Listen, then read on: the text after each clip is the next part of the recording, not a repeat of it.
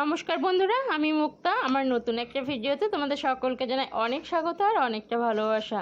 ঘড়িতে এখন বাজে প্রায় 6:30টার কাছাকাছি, আর উঠে এই যে কাজকর্মে লেগে গেছি। আজ হলো বৃহস্পতিবারে তো কাজটা বেশিরভাগই থাকে, কাজটা বেশি থাকে, বেশিরভাগ কাজ না। তো ঘরদোর পরিষ্কার করা ইত্যাদি ইত্যাদি, যেগুলো আর কি যেসব জায়গা পরিষ্কার না করলেও চলে সেসব জায়গাগুলো বৃহস্পতিবার করে পরিষ্কার করে নিই।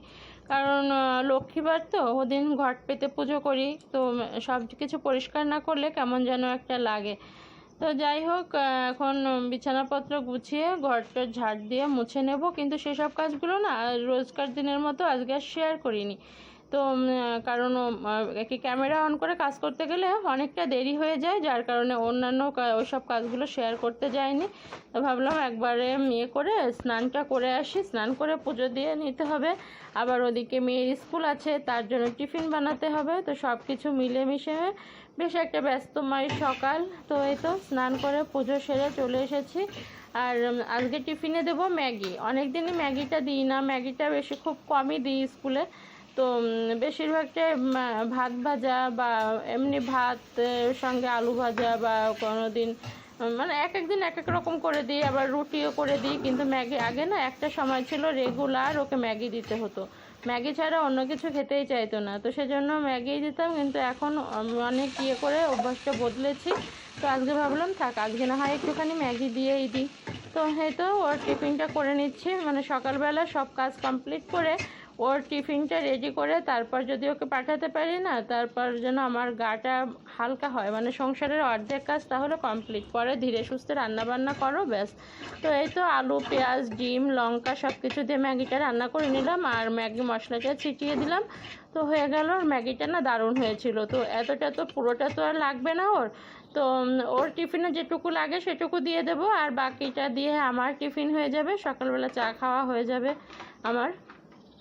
তো ওর টিফিন করতে গেলে একটা সুবিধা, সকালে আমার খাবারের চিন্তাটা থাকে না। তো এই তো খুব বেশি দিই না, আর এর সঙ্গে চামচ দিয়ে ওর করে দেবো। আর ওদিকে গাড়ি আসার টাইমও হয়ে গেছে, ও রেডি হয়ে নিচ্ছে আজকে, আর আমি আমার মতো করে গুছিয়ে দিচ্ছি। এই তো হয়ে গেছে। তো চলো এরপরে এসে আবার কথা বলছি। মেয়েকে খাইয়ে দিয়ে স্কুলে পাঠিয়ে দিলাম, আর দেখে মনে হচ্ছে না, চোখ মুখে মনে হচ্ছে ঘুম পাচ্ছে। গতকাল তো সুগারটা মাপাতে গেলাম, তো সুগার বেড়েছে, বেশ খানিকটা বাড়া আছে সুগার। সেজন্য এরকমটা লাগছে, কোনো কাজকর্মও করতে ইচ্ছা করছে না, কিছু না, মনে হচ্ছে খায় দায় আর শুয়ে থাকি। যখন সুগারটা বাড়ে না তখন ওরকমটাই লাগে। আর পাখা অফ করে কথা বলতে পারছি না। মেয়েকে পাঠিয়ে দিয়ে অন্য যেসব কাজকর্মগুলো ছিল সেগুলো কমপ্লিট করে রেখে এই যে চা আর দুখানা টোস্ট নিয়ে বসলাম। অনেক অত্যাচারও করেছি শরীরের উপর, মাঝে মাঝে চিনি দিয়ে চা খেয়েছি, আম খাওয়া পড়ছে, মিষ্টিও টুকটাক একটু খাওয়া হয়েছে, মানে সিমাইটা রান্না হচ্ছিলো তো করছিলাম, সিমাইটাও খাওয়া হচ্ছিল। এসব করে করে নিজের উপর অত্যাচারটা করেছি, যার ফল নিজেকেই ভুগতে হচ্ছে। যাই হোক, এখন টুকটুক করে রান্নাটা করতে পারলে রেস্ট। আবার মিস্ত্রি আসবে কিনা জানি না, দেখা যাক। আজকে হলো বৃহস্পতিবার। আজকের ভিডিওটা যে তোমরা কবে পাবে জানি না। আজকে ভাবছি ছোট্ট যে ভিডিওটা করা রয়েছে 1 to 99-এর দোকানের, ওই ভিডিওটা আজকে দিয়ে দেবো। তারপর পরপর ওর ভিডিও দিয়ে যাব। শরীরটা ভীষণ ক্লান্ত লাগছে, মনে হচ্ছে প্রচুর পরিমাণে ঘুম চোখে। যাই হোক, এখন নেগেটিভিটি না ছড়িয়ে চাটা খাই, তারপরে রান্নাবান্না করি, পরে আসছি। দেখো, আমি সুস্থ থাকলে আমার রান্নাঘর ঠিক যতটাই গোছানো থাকে, আর আমি অসুস্থ থাকলে আমার রান্নাঘরটা ঠিক ততটাই অগোছালো থাকে। কিছুই ভালো লাগছে না। দেখো কি অবস্থা, সব ছড়ানো ছিটানো পড়ে আছে। রুটিতে খাওয়ার জন্য আজকে হচ্ছে ডাল। ডালটা প্রায় হয়ে আসলো, ভাজা মশলা দেওয়া হয়ে গেছে, এখন আর একটু ফুটিয়ে নামিয়ে নেব। দই পেতে রেখেছিলাম, দইটা মনে হচ্ছে জমে গেছে।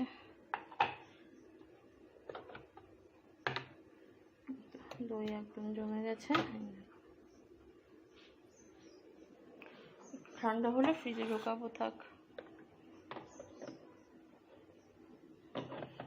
এগুলো একটু গুছিয়ে টুছিয়ে নিয়ে তারপর রান্না বান্না করি। মাছের ঝোল করবো আর একটুখানি পুঁই শাক করবো। ডালটা হয়ে গেছে।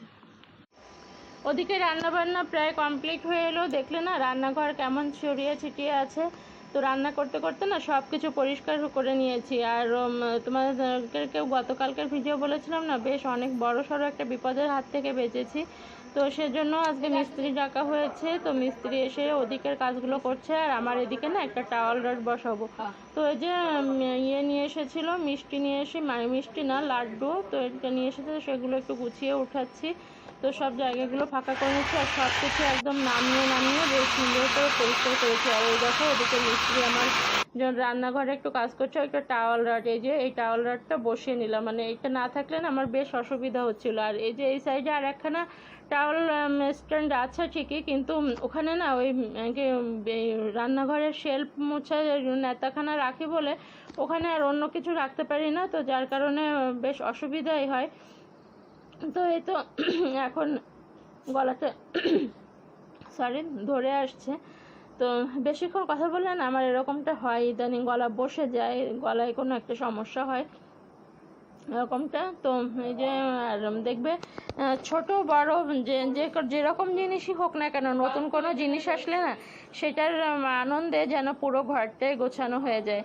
তো আমরা যারা হাউস ওয়াইফ, তো ছোট ছোট এই সমস্ত জিনিস দিয়ে ঘর মানে সংসারে কিছু নতুন অ্যাড হলে পরে সেদিনের যেন খুশির মাত্রাটাই আলাদা থাকে, তাই না?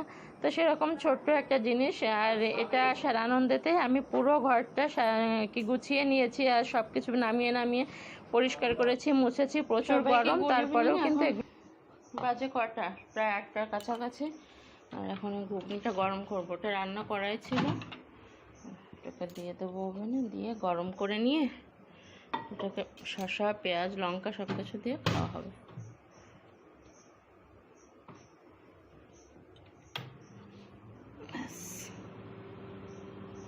করে চা করবো। মেয়েকে বললাম আগে থেকে দুধের বোতল রয়েছে ডিপ ফ্রিজে, ওটাকে বার করে রাখেনি, ভাবলাম একটু দুধ চা খাবো, সেটা মনে হয় কপালে নেই। যাই হোক দেখা যাক দুধটা ছাড়ে কিনা। বাবাকে জল টল দিয়ে আগে ঘুগনিটা গরম করে নিলাম, আর এদিকে শসা কুচি করে নিয়েছি, পেঁয়াজ কুচি, আর লেবু কেটে নিয়েছি। লেবু এতগুলো লাগবে না, ফ্রিজে রেখে দেবো। আর দাদাভাইকে দেবো শুধু শসা দিয়ে, সে পেঁয়াজ লেবু কিছুই খাবে না। আর আমি খাবো শসা পেঁয়াজ আর লেবু, আর মেয়ে খাবে মুড়ি দিয়ে ঘুগনি দিয়ে। ও শুধু ঘুগনি খাবে না, ওর ঘুগনি অতটা পছন্দ নয়, বুঝলে? চলো দিয়ে আসি।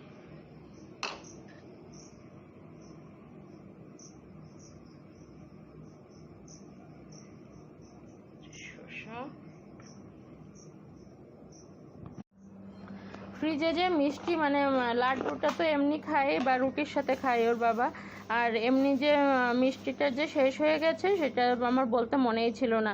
তো মেয়ের দিকে সাইকেলে একটুখানি প্রবলেম হয়েছিল, তো বিকেলবেলা বললো তাহলে টাকা দাও, আমি মিষ্টি নিয়ে আসি আর আমার সাইকেলটাকে ঠিক করে নিয়ে আসি। তো টাকা দিয়ে দিলাম, বললাম যা তাহলে তুই একবারে ফুচকাও খেয়ে আসিস। কিন্তু সে ফুচকা খাবে কি, তো ফুচকা তো খাইনি, তাড়াতাড়ি চলে এসেছে। এবার কি হয়েছে বলছে আমি ফুচকা খাসনি কেন, তা বলছে আরে দূর আমার সাইকেলটাকে ঠিক করাতে পারলাম না, সাইকেলের যে লোক সে বলেছে অনেক টাইম লাগবে, এখন হবে না, কি অনেক প্রবলেম হয়েছে, তো সেসব করে আর এখন টাইম হবে না, পরে আসতে। তো আমার সাইকেলটাকে ঠিক করাতে পারলাম না, সেজন্য মন খারাপ হয়ে গেছে, আর ফুচকাও খায়নি। মানে ওর সাইকেলটা হলো ওর বাহন, যেখানে যায় সাইকেলটা নিয়ে চড়ে, তো তো ওর জন্য ওর মনটা খারাপ হয়ে গেছে, সাইকেলটা ঠিক করতে পারছে না বলে। তারপরে বাড়িতে এসে ওর বাবাকে বললে, দুই বাপ বেটা মিলে সে অনেকক্ষণ বসে বসে সেই সাইকেলটাকে ঠিক করেছে সারা বিকাল। বলে ঘেমে দুজনে পুরো জল, আর আমি এদিকে ঘুম দিয়ে নিয়েছি, প্রচণ্ড ঘুম পাচ্ছিল, যে ঘুমটা না দিলে পরে শরীরটা ঠিক লাগছিল না। তো এই তো তোমাদের সাথে কথা বলতে বলতে মিষ্টিটাও ঢালা হয়ে গেল। তো এবার এসব গুছিয়ে নিচ্ছি। তো ভিডিওর প্রায় শেষ পর্যায়ে চলে এসেছি। ভিডিওটা যদি কিছু ভালো লাগে তো লাইক করো, কমেন্ট করো, শেয়ার করো, আর চ্যানেলে নতুন হলে অবশ্যই চ্যানেলটা সাবস্ক্রাইব করে নিও। তো ঠিক আছে, চলো আবার পরে আসছি, তোমাদের সাথে কথা বলছি। সবাইকে দেওয়া হয়ে গেছে, এবার আমারটুকু নিয়ে খাবো। আর ভাতের চাল টাল ধুয়ে রেডি করে রাখলাম, এখানে দই পাততে হবে, দুধ জাল দিতে বসালাম, টাইম দিয়ে রাখবো, হয়ে যাবে। আর আজকে রান্নাবান্না তো কিছু শেয়ার করতে পারিনি, পুঁই শাক করেছিলাম আর মাছের ঝোল, ডিম ভরা ভরা ট্যাংরা মাছ, আলু দিয়ে পটল দিয়ে পাতলা করে মাছের ঝোল করেছিলাম, এটাকে একটু ফুটিয়ে নিলাম। আর পুঁই শাক চচ্চড়ি যেটুকু বেঁচেছিলো সেটুকুকে ফ্রিজে ঢোকালাম। আর এখন এই থালাটা দিতে হবে, আমি ঘুগনিটা খাবো, তারপর একসাথে ধুয়ে ফেলবো। তোমার দাদাভাইকে যেটুকু দিয়েছিলাম তার থেকে আবার এটুকু রিটার্ন করেছে, এর মধ্যে নিয়ে আমি খেয়ে নেব। ঠিক আছে, খেয়ে দিয়ে নিই। হ্যাঁ, তো এই তো এখন চলে এসেছি রান্নাঘরে সমস্ত কাজবাজ কমপ্লিট করে। আর মুখে একটুখানি ফেস প্যাক লাগিয়ে নিলাম। পুজো তো প্রায় এসে গেছে, প্রায় মাত্র মনে হয় 100 দিন প্রায় বাকি আছে, কি তার থেকে 2-1 দিন হয়তো বেশি হলেও হতে পারে। সামনেই রথ, যা আগে না আমাদের বাড়ির সামনে দিয়ে রথ যেত, ভীষণ মজা হতো। আর এই যে এখানে ভাটপাড়ায় রথ হয় ঠিকই, কিন্তু আমি কোনো দিন যাইনি জানো তো। কারণ কি বলতো, ওই নদী পার হয়ে যেতে ভীষণ ভয় লাগে আমার। কিন্তু এখন তো এখানে আগের দিন তোমাদের সঙ্গে ভিডিওতে শেয়ার করেছিলাম যে এখানে ফেরি হয়ে গেছে, ফেরিতে যাওয়া যায়। কিন্তু ফেরিতে যেতে গেলে না অনেকটা ঘুরে যেতে হয়, 10 কিলো রাস্তা ঘুরে তারপর যেতে হয়। আর আসার সময় নদী পার হয়ে এসেছিলাম তো, মানে নদী পার হয়ে ফেরিতেও আসতে হয়। কিন্তু ওই যে লঞ্চ না ট্রলার, কি একটা ট্রলার বলে মনে হয় এগুলোকে, ওটাতে করে এসেছিলাম, বেশ খানিকটা সাহসও হয়ে গেছে। তো ভেবেছি, ইচ্ছা আছে, খুব জোর ইচ্ছা আছে যে এবার রথে যাব, যদি খুব বৃষ্টি না হয় তো এবার রথে যাবই, এবার দেখা যাক কি হয়। তো এই তো এখন ফেস প্যাকটা চাপিয়ে নিয়ে মুখে লাগিয়ে নিলাম, নিয়ে এইসব কাজগুলো করছি। আর এসব কাজগুলো করতে করতে আমার ইয়েটাও সারা হয়ে যাবে, তারপর ফ্রেশ